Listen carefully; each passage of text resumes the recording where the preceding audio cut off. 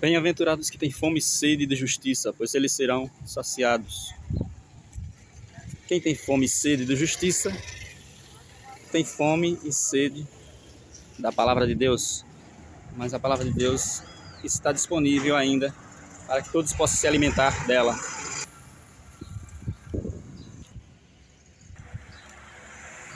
A palavra de Deus que veio para saciar todas as pessoas e trazer a prosperidade.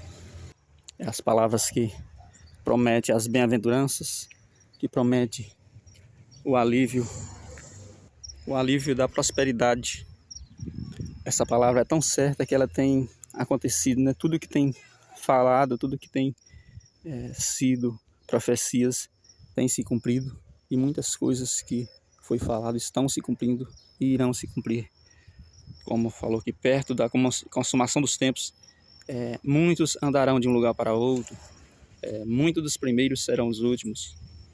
Então mesmo uma pessoa que ande agora no caminho largo, que ande praticando maldade, que ande explorando os outros, ou que ande cometendo qualquer erro, qualquer mal contra Deus, se ele se arrepender, aquebrantar o seu coração e procurar saber mais da palavra de Deus, se alimentar da palavra de Deus, porque se alimentar da palavra de Deus é ouvir e procurar colocar em prática, né?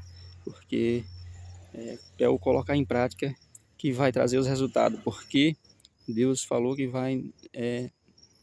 que a palavra dele, né, que sai da boca dele, não volta para ele sem antes ter o resultado certo, né, daquilo para que foi enviada. E aí, se as pessoas ouvem e colocam em prática, vai ter os resultados esperados, tanto pela pessoa como por Deus.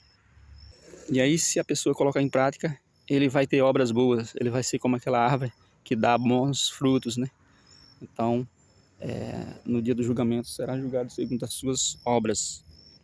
E essa palavra que fala que toda árvore que não der bons frutos será cortada e lançada ao fogo. Então, ele diz, a palavra de Deus, que o machado já está colocado no tronco da árvore, né? Então, o tempo da gente construir o material, né, os autos dos quais vão ser julgados para que chegue no resultado final para cada um, o tempo é agora. O julgamento não é agora. Então, Deus não vai julgar ninguém. Ele vai dar o tempo para a gente fazer a prova, né, passar pela prova e dar as instruções. Ele dá o livre-arbítrio também, então está em cada um querer ou não seguir ao lado dele.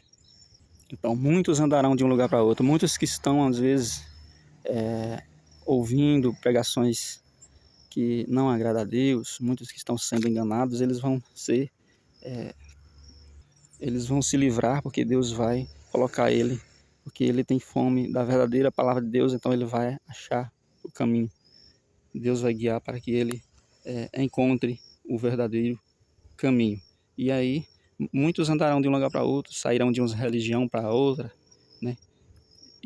E muitos dos que praticam maldade, talvez, vai se arrepender, acrebantar o coração e começar a praticar as coisas retas que agradam a Deus.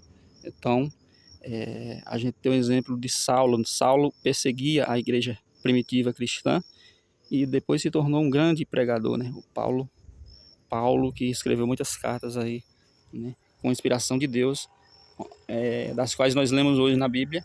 Ele era um perseguidor, então ele andou de um lugar para outro. Isso foi um exemplo. Mas a palavra de Deus promete que agora muitos andarão de um lugar para outro. Então são muitos, né? Mas é preciso também estar alerta, porque muitos andarão de um lugar para outro, então o inimigo vai enganar muitos, né? Ele vai enganar muitos, a palavra de Deus fala. Então, muitas pessoas que talvez estão seguindo o caminho reto, é preciso vigiar para não cair, né? É preciso pedir, resistir ao mal, né? Para ele se afastar de vós, que é o que Jesus promete, e aí a gente vai continuar no caminho certo. E que falsos profetas virão e enganarão a muitos, porque muitos estão querendo um evangelho fácil, um evangelho, uma palavra de Deus que não confronte com o seu pecado, com o seu erro. Querem uma pregação que seja como uma massagem. Então vai aparecer o falso profeta, aquele que vai distorcer a palavra de Deus e pregar essa palavra, né, para agradar o coração desses homens sedentos por essa palavra por uma palavra que não tem efeito na vida dele, que não cura, que não traz a cura, pois ela não confronta com o seu pecado. Então é por isso que diz que muitos andarão de um lugar para outro, né? E que muitos serão enganados. Então é só a gente entender que a palavra de Deus ela não muda nunca. Então ela é a mesma, simples, né? Simples como uma pomba e prudente como uma serpente. A palavra de Deus não muda. Céus e terra passarão, mas a palavra dele não passará. E a palavra de Deus que cura, ela confronta com o pecado, ela vem às vezes para cortar na carne. Ela não vem para ser uma palavra boazinha que agrada ao coração do homem. Então não é a religião que tem que moldar ao homem e as leis de Deus, mas o homem que tem que se programar na direção e no caminho da palavra de Deus.